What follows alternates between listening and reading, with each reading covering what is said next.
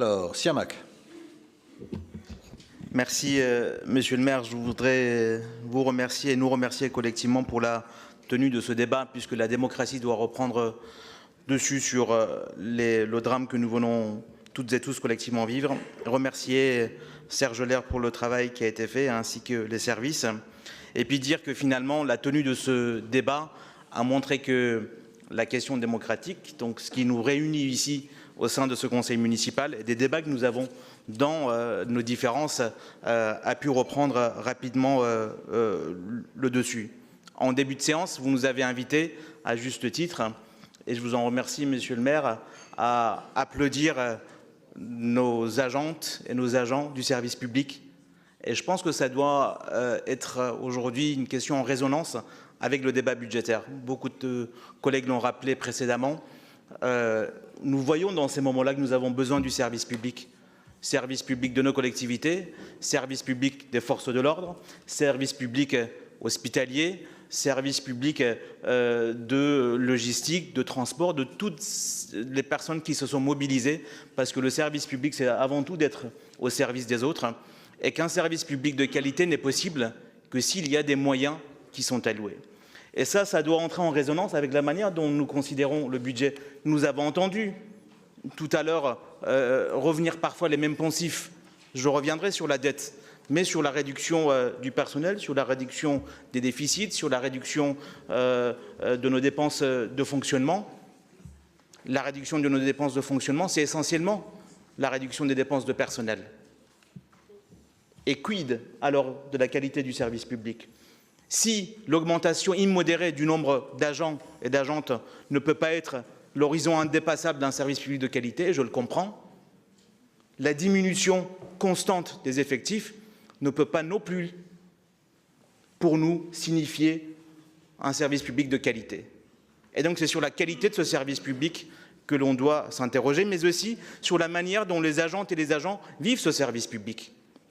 Et je redis ici, je l'ai redit déjà lors du débat d'orientation budgétaire à la ville et à l'Eurométropole, moi j'émets le souhait que nous puissions organiser une enquête interne sur le vécu des agentes et des agents, sur la manière dont les politiques publiques que nous mettons en œuvre sont vécues et quelles sont les pistes d'amélioration, le cas échéant, qui viendraient des agentes et des agents et pas de là-haut. Comment, par le bas, on peut également améliorer les choses, c'est un souhait que je souhaite nous mettre. Nous avons également parlé lors de ce débat budgétaire beaucoup, et on le fait à chaque fois, des agences de notation et des bonnes notes. C'est que ces notes nous permettent d'emprunter sur le marché de manière avantageuse. J'aimerais aussi, là aussi ça a été dit, nous rendre vigilants sur le fait que ces agences de notation sont les mêmes agences qui ont conduit à la crise de 2008, sans crier gare, en donnant les meilleures notes du monde aux acteurs qui ont fait plonger ce système.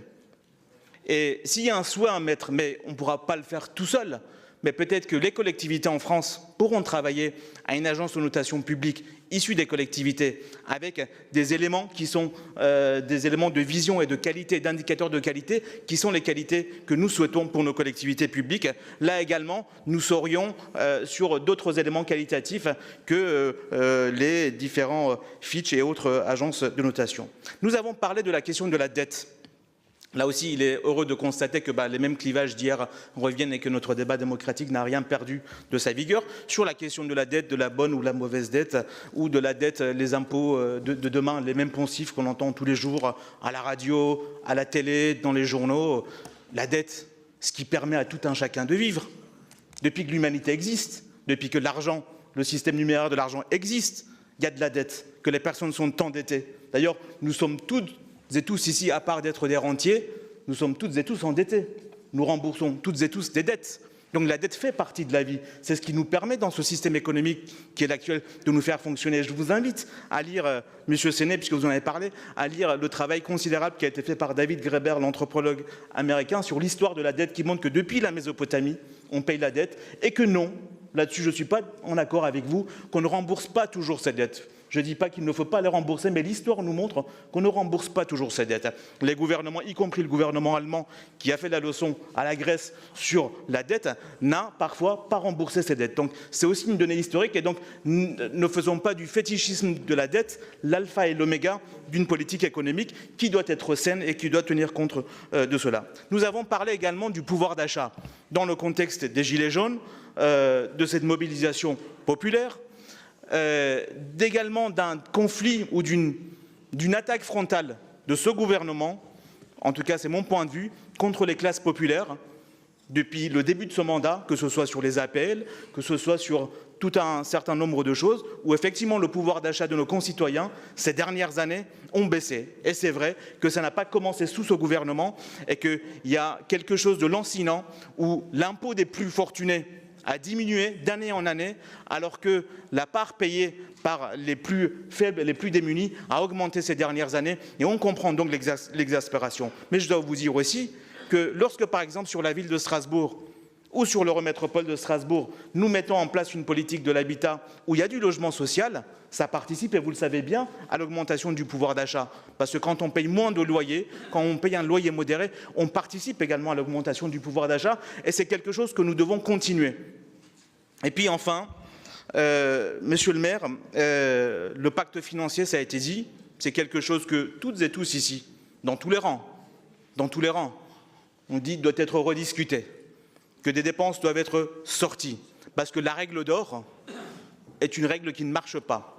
On voit bien que la règle de Maastricht est une règle qui ne marche pas, en tout cas qui ne répond pas aux aspirations populaires des peuples européens. Cette règle-là doit être rediscutée. En termes de conclusion, je vais redire quelque chose, Monsieur le maire, que j'ai déjà dit ici. Je sais que ça ne plaira peut-être pas à certaines ou certains, mais tant pis, je le redirai.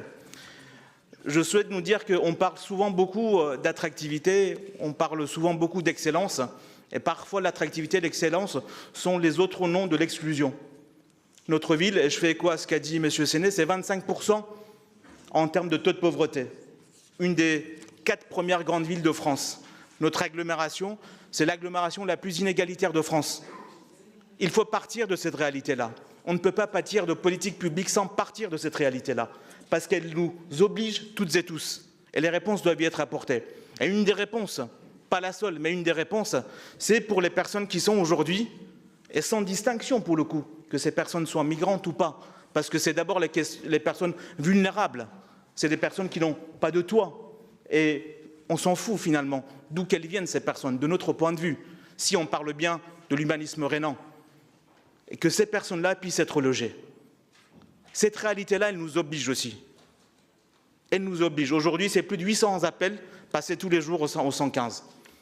Probablement des centaines de personnes encore à la rue. Nous avons fait des efforts, mais il faudra en faire plus. Il faudra en faire plus, pas simplement parce qu'on est dans une surenchère de faire plus, parce que cette réalité-là, elle nous oblige. Merci.